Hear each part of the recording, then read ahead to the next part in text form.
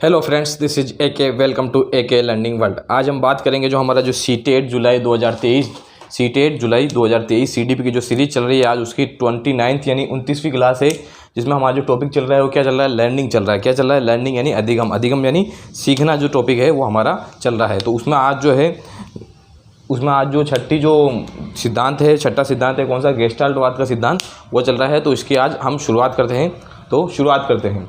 तो कौन सा सिद्धांत है? गेस्टाल्टवाद का सिद्धांत। अब गेस्टाल्टवाद का सिद्धांत, इनके अन्य नाम क्या है? तो इनके अन्य नाम पे पहले जोर देते हैं।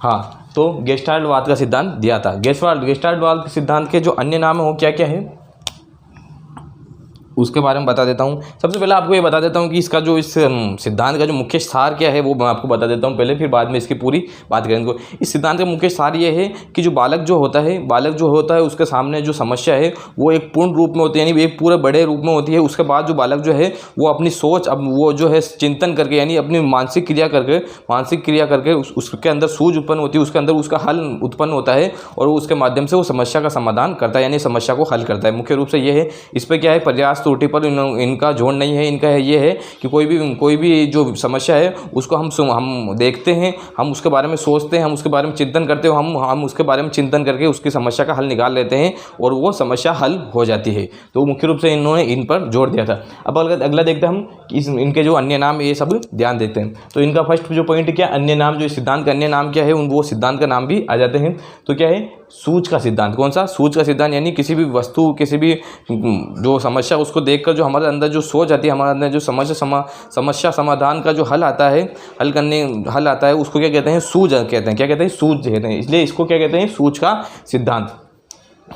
अब दूसरा क्या, अव्ययवादी सिद्धांत क्यों कहा गया? इसमें क्या है कि व्यक्ति जो है, बालक जो है, किसका भी उसका ना तो उसका शक्ति खर्च हो, ना तो उसकी शारीरिक शक्ति खर्च होती, उसकी ना तो शारीरिक शक्ति खर्च होती है, ना कोई दूसरी चीज़ खर्च होती है। क्यों? क्योंकि इसमें क्या है, इसमें केवल चिंतन करता है बालक, तो केवल वो मानसिक क्रिया करता है, और दूसरा जो है बहुप्रतिक्रिया, अलग अलग क्रिया है वो नहीं करता है, यानी प्रयास त्रुटि वो नहीं करता है। केवल इसमें वो चिंतन करता है। अब अलग देखिए अंतर्दृष्टि का सिद्धांत। अंतर्दृष्टि यानी अंदर के अंदर जो दृष्टि होती है, यानी जो किसी भी समस्या के प्रति हमारे अंदर जो समस्या का हल खोजने की जो दृष्टि होती है, हमारे अंदर जो समस्या का हल जो आता है, हमारे अंदर सूझ जो पैदा होती है, उसी को क्या कहते हैं? अंतर्दृष्टि कहते हैं। तीसरा और क्या है? इनसाइट थ्योरी यानी वही अंतर्दृष्टि का सिद्धांत। पूर्णाकार या समग्रवादी सिद्धांत। मैंने आपको बताया कि कोई भी समस्या इसमें जो है, मैंने बताया कि कोई भी समस्या जो होती है एक पूर्ण रूप में होती है, एक पूरा बड़े रूप में होती है, फिर बाद में उसका अंश करके, यानी टुकड़ा करके उसकी समस्या का समाधान निकाला जाता है। इसलिए इसको क्या, पूर्णवादी या समग्रवादी सिद्धांत कहते हैं। और इसमें क्या, अचानक सिद्धांत मैंने लिखा है ये। तो इसमें क्यों अचानक सिद्धांत इसने इसलिए लिखा, इसमें ये बताया गया है कि जो सिद्धांत, जो कोई भी समस्या होती है उसके बारे में बालक चिंतन करता है, अचानक उसका जो सूझ आता है, यानी अचानक उसके बारे में जो उस समस्या का हल हमारे दिमाग में आ जाता है, हमारे मानसिकता में आ जाता है, वो हम उस समस्या का हल कर लेते हैं। तो अगले देखते हैं। अगला क्या है? जनक। अगला जो सेकंड पॉइंट है वो मनोविज्ञान के बारे में। इनमें जो मनोविज्ञान है मुख्य रूप से कौन से हैं? वर्दिमर है, कोहलर है, कोफका है और कुर्ट लेविन या कर्ट लेविन जिनको कहते हैं वो है। तो इनने क्या कि कन्फ्यूजन होता है कि किसको हम सही करें। तो इसमें जो है, अगर जनक पूछे तो क्या आंसर देना है? वर्दिमर आपको आंसर देना है। प्रयोगकर्ता पूछे, क्योंकि प्रयोग उन्होंने किया था चिंपैंजी पे, तो प्रयोगकर्ता पूछे तो उसमें क्या आंसर देना है? कोहलर करता है। वो समर्थन करता अगर पूछे तो कोफका व कुर्ट लेविन या कर्ट लेविन आपको आंसर देना है। अब पुस्तक कौन सी है? जो पुस्तक है वो पहली है मेंटेलिटी ऑफ एप्स। जो किसने लिखी थी? कोहलर ने लिखी थी मेंटेलिटी ऑफ एप्स, यानी वो मेंटेलिटी ऑफ एप्स यानी वन मानुष की जो सोच है उसके बारे में बताया गया। थ्योरी ऑफ गेस्टाल्ट जो लिखी थी वो कुर्ट कोफका, जो हमने ऊपर लिखा है कुर्ट कोफका। ये कोहलर का जो पूरा नाम है वोल्फगैंग कोहलर है इनका पूरा नाम। अब देखिए फोर्थ पॉइंट देखिए, गेस्टाल्ट जो शब्द है, गेस्टाल्ट शब्द का अर्थ क्या है? गेस्टाल्ट शब्द जो है कौन सी भाषा से लिया गया है? आपका आ सकता है किस भाषा से लिया गया है? तो ये जर्मन भाषा से लिया गया है। और इसका अर्थ क्या है? इसका अर्थ है समग्राकार या पूर्णाकार। क्या है? समग्राकार या पूर्णाकार, यानी समग्र रूप में या कोई बड़ी रूप में कोई भी समस्या होती है उसको समग्राकार या पूर्णाकार। अब सीखने के जो इनके सब प्रत्यय बताए नहीं, सीखने के जो चरण बताए इन्होंने उनके बारे में हम जानकारी प्राप्त करते हैं। तो सीखा कैसे जाता है उसके बारे में जानकारी प्राप्त करते हैं। अब सीखा क्या, सीखा अब देखो मैंने एक उदाहरण देके आपको समझा दूंगा कि इसके सीखने के संप्रदाय क्या है। जैसे क्या है, रीट परीक्षा है या सीटेट परीक्षा है या सीटेट लिख लेते हैं या रीट, जो भी, चलो रीट लिख रखी है या ऊपर सीटेट लिख देता हूँ, CTET यानी केंद्रीय पात्रता परीक्षा जो भी है, ये एक समस्या है। यानी इसको हम, इस समस्या कहने का मतलब ये एक हमारा लक्ष्य है। लक्ष्य क्या है, लक्ष्य है इसको हमको हल करना है। अब जैसे समस्या CTET एक पूर्ण रूप में है, पूर्ण रूप में है तो अब क्या है, उसके ऊपर हम पहले तो क्या एक लक्ष्य बनाएंगे क्या कि CTET हमें पास करना है। उसके बाद में क्या करेंगे हम जो है, हम जो उस कार्य को हम तो उसको पास करने के लिए अलग अलग यानी अलग अलग पढ़ाई शुरू करेंगे, पढ़ाई करना शुरू करेंगे। तो उसमें क्या आएगी, बाधा आएगी, बाधा आएगी यानी तो उससे क्या बाधा आएगी यानी उसमें जो रुकावट आएगी, रुकावट आने से हमारे को टेंशन होगी, क्योंकि टेंशन होगी उसके बाद में हम और ज़्यादा कोशिश करेंगे यानी संगठन इकट्ठा हो गए, यानी पूरी कोशिश करेंगे।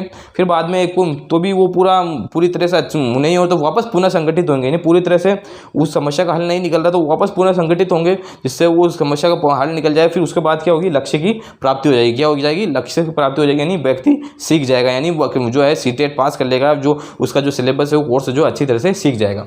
तो मुख्य रूप से ये था। अब छठा पॉइंट क्या है, गेस्टाल्टवाद का जो प्रयोग। गेस्टाल्टवाद का जो प्रयोग था वो क्या था, कोलर ने 1913 से 18 में कोनारी द्वीप समूह के टेनरिक नामक जंगलों में वनमानुष संताल पर प्रयोग किया। इन्होंने बताया कि कोलर ने जो मुख्य जो प्रयोग करता है, मैंने आपको कहा था प्रयोगकर्ता कौन है, प्रयोग करता है कोलर, वोल्फगैंग कोलर, इनका पूरा नाम है वोल्फगैंग कोलर। तो उन्होंने क्या कि कोलर ने 1913 से 1913 से 1918 में जो कोनारी द्वीप समूह जो है उनके जो है टेनरिक नामक जंगल है, उनमें जो वनमानुष यानी वो जो वनमानुष होते हैं, चिंपैंजी होते हैं ना, चिंपैंजी, उन्हीं को कहते हैं वनमानुष। उस वनमानुष का क्या नाम था, सुल्तान नाम था। क्या नाम था, सुल्तान पर प्रयोग किया। क्या प्रयोग किया। अब इसमें जो प्रयोग मैंने अलग अलग बताया, मैंने क्या कुछ बनाया नहीं है चिंपैंजी, क्योंकि वो मुख्य उद्देश्य क्या अपना है, सीखना है। तो ये समझ लो कि ये तीनों जो, ये चारों जो है चिंपैंजी है। ये चारों में वो एक ही चिंपैंजी है, कौन है, सुल्तान है। तो इन्होंने बताया, इन्होंने कैसे सिद्धांत, इन्होंने क्या एक कमरा लिया, उस कमरे के ऊपर क्या है, कमरे की छत पर क्या है, इन्होंने केले लटकाए, क्या केले का गुच्छा लटकाया और उसको अंदर छोड़ दिया, वो जो कमरे में छोड़ दिया। तो पहले जो है वो कमरे उसको थोड़ा नीचे लटकाया गया, केले के गुच्छों को थोड़ा नीचे लटकाया गया। तो क्या है उसमें पहले वो गया, तो उसमें उन्होंने बताया कि पहले वो देखने लगा, फिर उसमें सूझ उत्पन्न हुई कि अगर मैं हाथ ऊंचा करूंगा तो वो मेरे हाथ में आ जाएंगे। तो क्या उसने हाथ ऊँचा करके वो केले तोड़ लिए और उसने वो खा लिए। तो ये सूझ उत्पन्न हुई कि हाथ ऊँचे करके हम केले को ले सकते हैं। दूसरा क्या है, दूसरी बार उन्होंने क्या करा कि थोड़े से उन्होंने ऊँचे केले बांधे और फिर उन्होंने क्या करा, एक बॉक्स रख दिया वहाँ पर कमरे में और उसको अंदर छोड़ दिया कि वो कैसे प्राप्त करता है। तो दूसरी बार क्या करा, उसने पहले वो इधर उधर पहले ध्यान दिया, इधर उधर सोचा कि कैसे इसको प्राप्त करूँ। फिर उसमें सूझ उत्पन्न हुई यानी अंतर्दृष्टि, यानी उसमें एक चिंतन करा। चिंतन के माध्यम से उन्होंने सोचा कि अगर मैं इस बॉक्स पर चढ़ जाऊँगा तो मेरा हाथ जल्दी से पहुँच जाएगा। तो उसने क्या करा, उस बॉक्स को पकड़ के केले के गुच्छे के नीचे रखा जो ज़मीन पर, और उस पर चढ़कर वो उसने केले को प्राप्त कर लिए। अब तीसरी बार क्या हुआ, तीसरी बार जो उन्होंने 2 बॉक्स अलग अलग रख दिए और केलों के गुच्छों को थोड़ा और ऊंचा रख दिया। फिर उसमें सूझ उत्पन्न हुई कि अब वो सोचने लग गया कि अब कैसे, अब ये तो और थोड़ा ऊंचा हो गया, तो अब कैसे प्राप्त करूँ केले। तो उसने क्या करा, पहले एक केले लिए कि एक बॉक्स लिया, उस केले के गुच्छे के नीचे एक बॉक्स को रखा ज़मीन पर। फिर उससे भी उसका हाथ नहीं पहुंच रहा था। दूसरी बार उसने क्या करा कि वापस सूझ उत्पन्न हुई कि ऐसा तो नहीं होगा, तो उसने सूझ उत्पन्न हुई उसमें, और उसने क्या करा, दूसरा जो बॉक्स है वो एक बॉक्स के ऊपर दूसरा बॉक्स रख दिया, उस पर उसने चढ़कर केले को प्राप्त कर लिए। अब लास्ट बार क्या हुआ, इसमें 2 मिनट,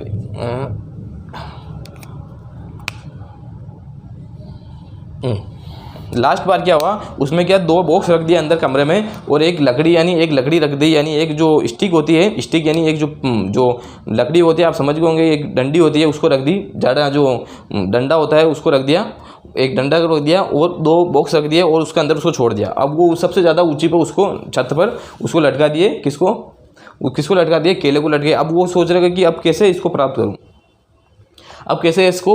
तो उसने क्या करा, पहले तो उसको पहले सूझ उत्पन्न हो गई थी उसमें कि 2 बॉक्स को रखेंगे तो हमारे हाथ में केले पहले आए थे। तो उसने पहले 2 बॉक्स रखा और केले को लेने की कोशिश करी तो उसके हाथ में नहीं आए।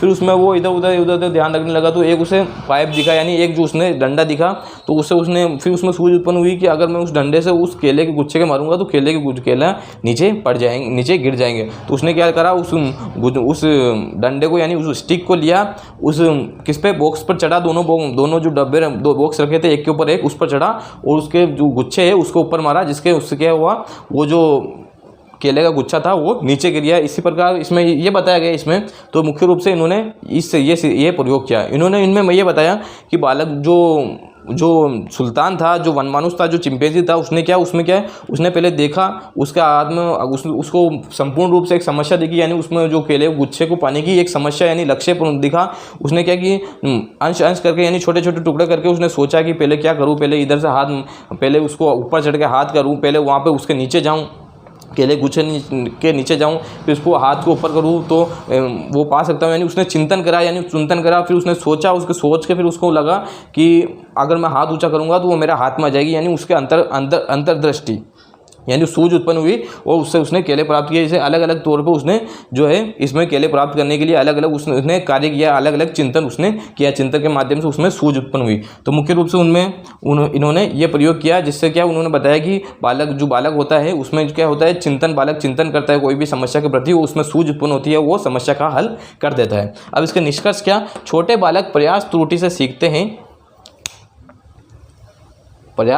सीखते हैं, लेकिन बड़े बालक सूझ एवं अंतर्दृष्टि से। इन्होंने बताया कि जो छोटे बालक होते हैं उनमें क्या है, सूझ की कमी होती है, जिससे वह प्रयास व त्रुटि से सीखते हैं, क्योंकि उसमें उस टाइम बुद्धि की जो सोच की जो कमी होती है, जिसके कारण वो है क्या है प्रयास व त्रुटि, यानी जो किसी भी कार्य को करने के लिए उधर उधर प्रयास करते हैं, बहु प्रतिक्रिया करते हैं, फिर बाद में सीखते हैं। लेकिन जो बड़े बालक होते हैं उनमें बुद्धि का अच्छी तरह से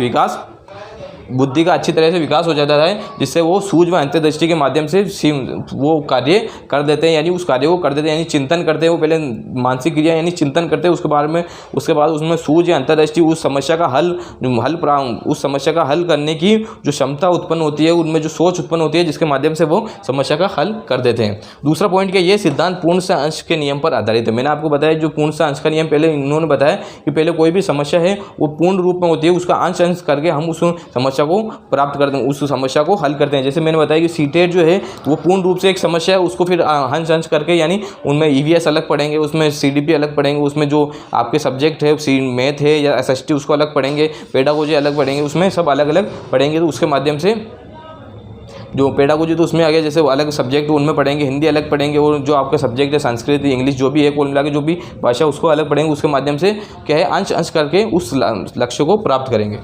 अब इसमें तीसरा पॉइंट क्या है, इनके अनुसार सीखना अचानक होता है। इन्होंने बताया कि सीखना जो होता है एक सूझ जो उत्पन्न होती है अचानक उत्पन्न होती है। जैसे इन्होंने बताया कि एकदम जो है जो वनमानुष यानी चिंपैंजी के सुल्तान के जो है एकदम सूझ उत्पन्न हुई कि इस बॉक्स के ऊपर चढ़ के हम केले प्राप्त कर सकते हैं, तो एकदम उसने बॉक्स रखा, उसने प्राप्त कर लिया। उसने बहु प्रतिक्रिया नहीं करी, इधर उधर उचक नहीं रहा था, इधर उधर भाग दौड़ नहीं रहा था। उन्होंने बताया कि डायरेक्ट उसने बॉक्स रखा, बॉक्स पर चढ़ा और उसने वो प्राप्त कर लिए। उसके मन में सूझ उत्पन्न हुई, उसने बॉक्स रखा और बॉक्स के ऊपर चढ़ के उसने वो केले प्राप्त कर लिए। अब वो अगला क्या है, अध्यापक को चाहिए कि समस्या का पूर्ण ज्ञान करवाए, अधूरी समस्या में अंतर्दृष्टि पूर्ण विकसित नहीं होती है। अब इन्होंने क्या बताया, इन्होंने बताया कि जो अध्यापक इन्होंने ये बताया इसमें निष्कर्ष में कि अध्यापक को ये चाहिए कि वो समस्या का पूर्ण ज्ञान करवाए। अब इसमें वो है, इसमें अगर वो केले नहीं रखता, अगर समस्या को पता ही नहीं होता या केले को ढक के रख देता, तो वो जो है उसमें अंतर्दृष्टि कैसे उत्पन्न होती है कि हम केले को प्राप्त करें, या उसने वो बॉक्स को नहीं रखता या बॉक्स को इधर उधर साइड में छुपा के रख देता, तो उसमें पूर्ण रूप से जल्दी से अंतर्दृष्टि उसमें उत्पन्न नहीं होती। तो इन्होंने यही बताया कि पूर्ण रूप से जो है समस्या का ज्ञान कराओ, जिससे अंतर्दृष्टि अच्छी तरह से पूर्ण रूप से उत्पन्न हो। गेस्टाल्टवादियों ने चिंतन पर सर्वाधिक बल दिया, चिंतन से अंतर्दृष्टि जागृत होती है, वे समस्या का हल प्राप्त होता है। इन्होंने बताया कि जो है गेस्टाल्टवादियों ने जो चिंतन यानी सोच पर सबसे ज़्यादा जोर दिया, और उन्होंने बताया कि जो हम चिंतन करते हैं उसके माध्यम से जो अंतर्दृष्टि प्राप्त होती है, उसके माध्यम से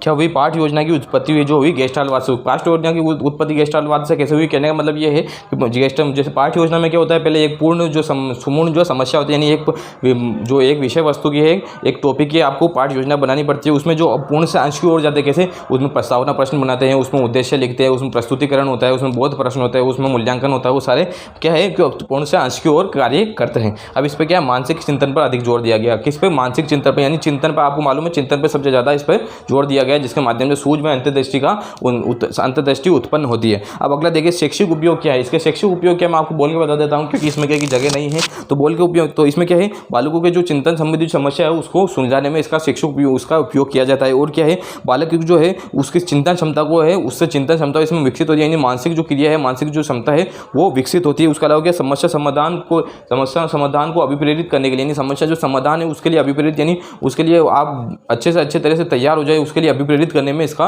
उपयोग होता है। और क्या है, संप्रत्यय निर्माण में, यानी विचारों के निर्माण में इसका प्रयोग होता है, मुख्य रूप से इनका प्रयोग होता है। अब इनका दोष क्या है, दोष आपको बता देता हूँ। ये क्या, ये छोटे बालकों पर लागू नहीं है, क्योंकि छोटे बालकों में सूझ की कमी होती है, इसलिए छोटे बालकों पर लागू नहीं है। दूसरा क्या है, इसके माध्यम से है अनावश्यक क्रियाओं को कम किया जाता है, यानी अनावश्यक जो क्रिया है वो कम की जाती है, लेकिन वो समस्या समाधान इससे पूर्ण रूप से समस्या समाधान नहीं हो सकता, क्योंकि इसमें क्या है, समस्या समाधान के लिए क्या है, समस्या समाधान के लिए आपको कार्य तो करना पड़ेगा, इसलिए समस्या समाधान के लिए सही नहीं है। समस्या समाधान इससे पूर्ण रूप से नहीं हो सकता है। और क्या है, इससे क्या है, छोटे बालकों में सूझ का अभाव होता है, ये तो आपको मैंने बता दिया। और क्या ये सिद्धांत क्या है, आलसी बनाता है। ये सिद्धांत क्या, आप क्या है, आप बैठे बैठे समस्या चिंतन कर रहे हैं, यानी कोई कार्य नहीं करते, यानी ये सिद्धांत आलसी बनाता है। तो इसका मतलब इन्होंने बताया कि जो चिंतन के माध्यम से पूरी समस्या का हल नहीं किया जा सकता है, वो समस्या के बारे में सोच विचार किया जा सकता है। समस्या का हल करने के लिए आपको कार्य यानी क्रिया भी करनी होगी। तो अगर आपको ये वीडियो पसंद आई हो तो वीडियो को लाइक करें, चैनल को सब्सक्राइब करें और ज़्यादा से ज़्यादा शेयर करें। और आप हमेशा याद रखें, गेस्टाल्टवाद का मतलब होता है समग्रकार या पूर्णाकार।